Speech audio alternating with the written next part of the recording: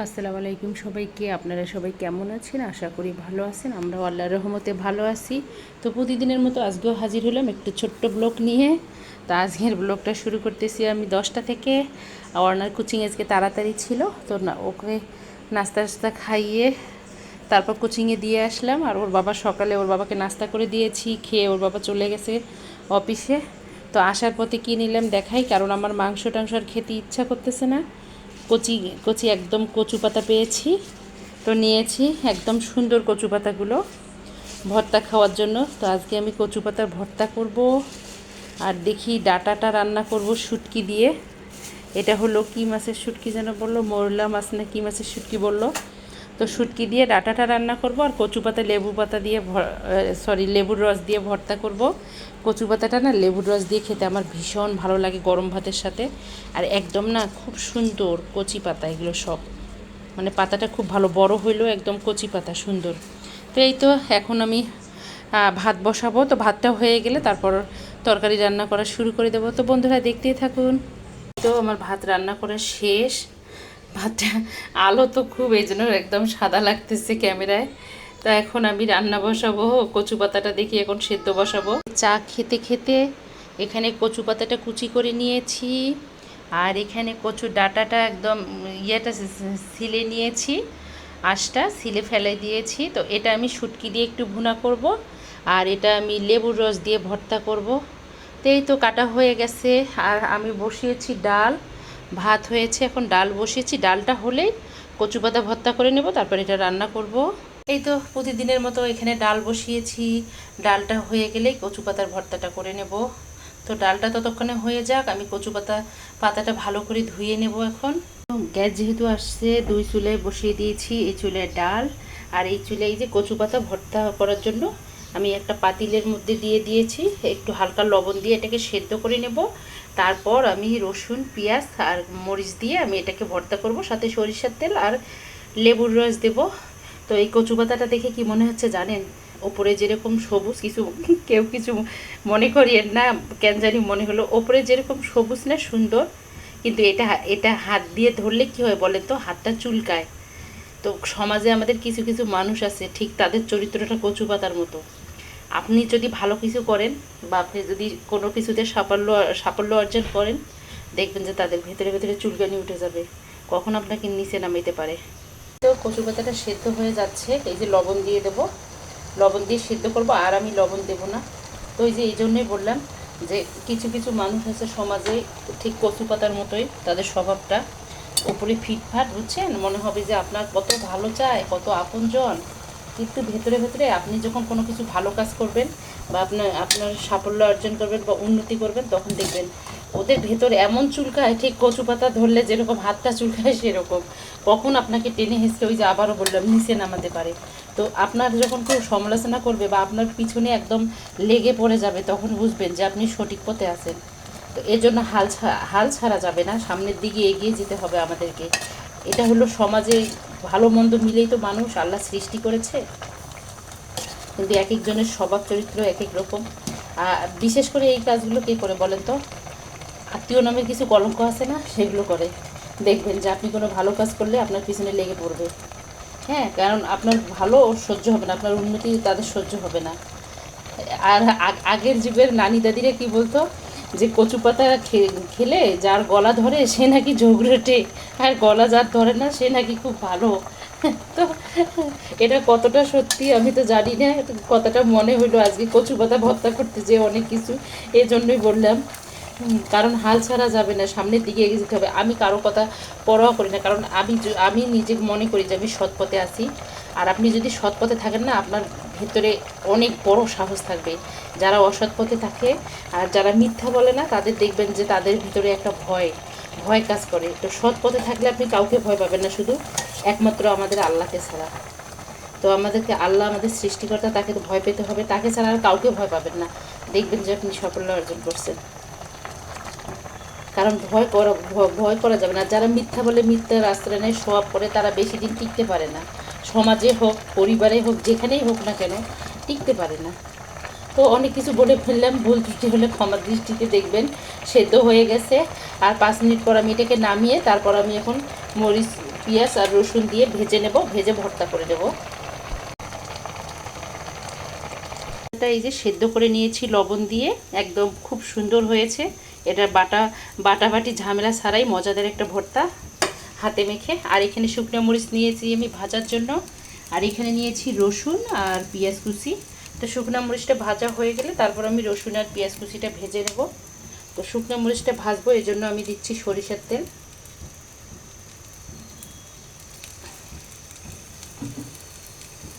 শুকনো মরিচটা একবারে ভূতের মতো হয়েছে, কালো ভাজা যাকে বলে, কালো ভূতের মতো হয়েছে ভাজা। এটা আমি আলাদা করে রেখে দিচ্ছি। এখন আমি এখানে রসুন পেঁয়াজ দিয়ে দেব। বিসমিল্লাহ।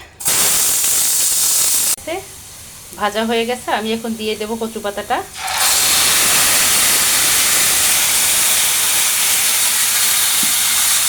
দিয়ে একটু হালকা নেড়ে নেব। বন্ধ করে দিয়েছি, হয়ে গেছে।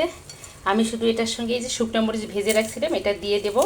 এই যে বাটাবাটি ঝামেলা ছাড়াই হয়ে গেল ভর্তাটা, মজাদার ভর্তা। খুব সুন্দর লাগে গরম ভাতের সাথে খেতে। আমি জানি আমার দিদিভাইরা আপুরা আরও ভালো করে পারে করতে, কিন্তু আমি যেভাবে করি সেভাবে শেয়ার করলাম। আমার মায়ের এটা ভীষণ পছন্দ। আরও হ্যাঁ, আর একটা কথা বলতে ভুলে গেছি, ডলি আপু থেকে শুরু করে অনেক আপু জানতে চেয়েছিল আমার মায়ের খবর। তো গতকাল ডক্টর দেখিয়েছে, ডক্টর বলছে চোখ আল্লাহর রহমতে ভালো আছে, আর একটা চোখ অপারেশন করতে হবে 15 দিন পর। তো 15 দিন পর আর একটা করাবে, সবাই দোয়া করিয়ে। কিন্তু আমার মা ভয় পাচ্ছে খুব। তো ভয়ের কিছু নেই, একটা যেহেতু হয়েছে আল্লাহর রহমতে আরেকটাও সাকসেসফুল হবে। এই যে শুকনা মরিচ দিলাম, এই যে যাদের গলা ধরে তাদের জন্য এই লেবুর রসটা। তো এই যে লেবুর রসটা দিয়ে দিলাম। এটা গরম ভাতের সাথে অসাধারণ লাগে খেতে, এটা আমার মায়ের ভীষণ পছন্দ। কালকে আমার মায়ের সাথে কথা বলছি।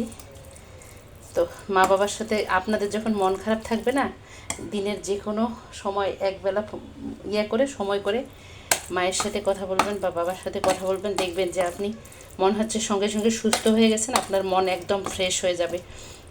তো একদম বাটাবাটি ঝামেলা ছাড়া, আবারও বললাম, সবুজ একদম আছে ভর্তাটা। এখন আমি করে নেব শুটকি আর ডাঁটাটা রান্না।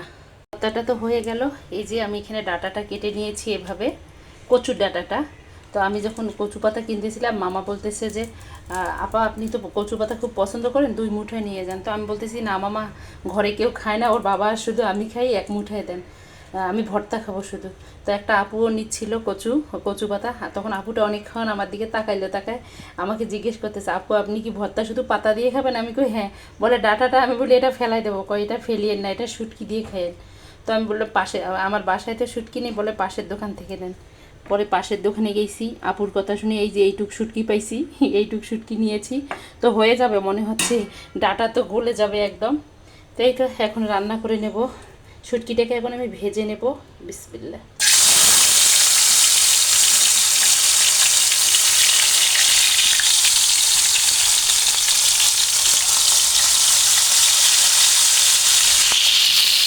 হয়ে গেছে, আমি এখন এটাকে উঠাই নেব।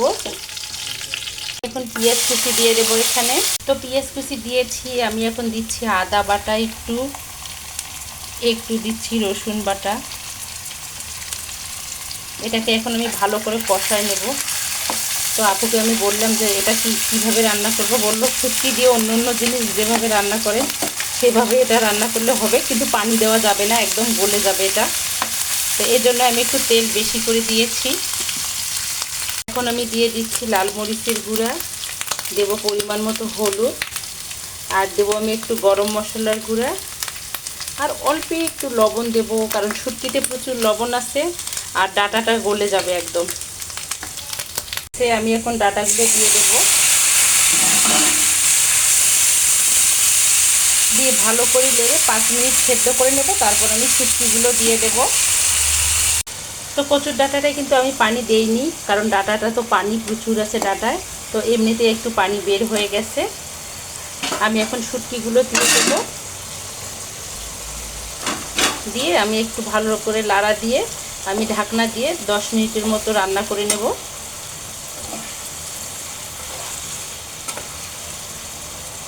এই তো আমি এখন 10 মিনিটের মতো এটাকে রান্না করে নেব। শুটকিটা রান্না হয়ে গেছে। তো কচুতে যেহেতু প্রচুর পরিমাণ আয়রন আছে, এই জন্য একটু কালচেটে আসছে ক্যামেরাতে, কিন্তু দারুণ হয়েছে। তো এটা নামিয়ে নেব, নিয়ে ওরা বলছে আজকে ভুড়ি খাবে, এর জন্য একটু ভুড়ি তাড়াতাড়ি করে ভুনা করে নেব, নিয়ে বাচ্চাদেরকে খেতে দেবো তাড়াতাড়ি।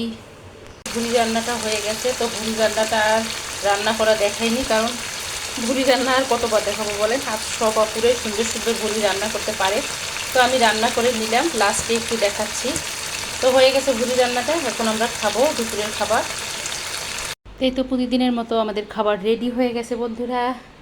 এই যে এখানে শুটকি দিয়ে ডাটাটা রান্না করছি। এই যে আয়রন তো অনেক ডাটার মধ্যে, এই জন্য এরকম হয়েছে, তবে খেতে দারুণ হয়েছে। আপুকে থ্যাংক ইউ, আপুকে তো আমি চিনি না, ওই আপু আজকে নিয়েছে কচু পাতা। তো থ্যাংক ইউ আপু, আপনাকে কখনো দেখবেন কিনা আমার ভিডিও জানি না, তবে থ্যাংক ইউ দিলাম, দেওয়াটা উচিত। দারুণ হয়েছে খেতে। আর এই যে একদম সবুজ কচু পাতার ভর্তা আমার রেডি। এখানে হলো শশা প্রতিদিনের মতো, আর এখানে এই যে মজাদার ভুড়ি। তো আমার ঘরে ভুড়িটা সবাইরই পছন্দ, এজন্য ওরা আজকে ভুড়ি খাবে, ভুড়ি রান্না করে নিলাম। এখানে হলো পাতলা ডাল, আর এখানে হলো সাদা ভাত। তো এটা হলো আজকে আমাদের দুপুরের খাবার। আর আমি কিন্তু এটা না ভিডিও দেখি, একটা কথা বলি, ভিডিওতে আসছি সেজন্য আমি এরকম করে সাজাই দেখাই না। আমার বিয়ের পর থেকে আমি ডাইনিংয়ে এভাবে খাবার সাজাই, তারপর আমি খাবারটা খাই, আমার খুব ভালো লাগে। তো এই জন্য আমার অভ্যাস হয়ে গেছে, কিছু মনে করবেন না, ভুল ত্রুটি হলে ক্ষমার দৃষ্টিতে দেখবেন। আর আমি ওই যে শুটকি কিনেছি, শুটকির সঙ্গে মনে হয় আমাকে শুটকিওয়ালা মাছই ফ্রি দিয়ে দিছে, মাছই এসে গেছে অনেক। তো এই তো এখন খাবারটা খেয়ে নেব, খেয়ে আবারও আসতেছি। খাওয়া দাওয়া শেষ করলাম, খাওয়া দাওয়া শেষ করে আয়নকে ঘুম দিয়েছি। তো আমিও 2 থেকে 1.5 ঘন্টার মতো একটু রেস্ট নিয়েছি, আর বাকি খাবারগুলোই যে এখানে ঢাকিয়ে রেখেছি। তো এখন একটু খাবো চা, দেখি চায়ের সাথে কি খাওয়া যায় সেটার ব্যবস্থা করব। তো এই তো বিকেলে আর কোনো কিছু বানাইতে পারি না, এই কারণ গ্যাস ছিল না এজন্য। তো এখানে এই যে তিলের নাড়ু নিয়েছি, তিলের নাড়ু খাবো। আর এখানে নিয়েছি রং চা, আর এখানে আছে কেক। তো কেকটা একটু ভেঙে গেছে আমার হাত লেগে, এই জন্য এরকম হয়ে গেছে। তো কেকটা খেতে দারুণ হয়েছে, আয়নের খুবই প্রিয় কেক এটা। এখন আমরা খাবো কেকটা, আর খেতে খেতে বিদায় নেব প্রতিদিনের মতো। তো আমার এই ভিডিওটা যদি দেখতে দেখতে কোনো বন্ধুর ভালো লেগে থাকে, প্লিজ আমার চ্যানেলটাকে সাবস্ক্রাইব করবেন, অর্নাস মমের সঙ্গে থাকবেন, লাইক কমেন্ট শেয়ার করবেন। আর সব বন্ধুদের বরাবরের মতো সব বন্ধুদের জন্য শুভকামনা, আমার জন্য সবাই দোয়া করবেন প্রতিদিন যেটা বলি। আর আল্লাহ সবাইরে নেক আশা করুক, পূরণ করুক, এই দোয়া করি। তো আজকে ভিডিওটা আমি এখানেই শেষ করব, কারণ আমি ভিডিওর শেষেই বলি কথাগুলো, প্রথমে বলি না, এজন্য মনে হয় আমি লাইক পাই না, কিন্তু আমি আমার সব বন্ধুদেরকে কিন্তু লাইক দেই।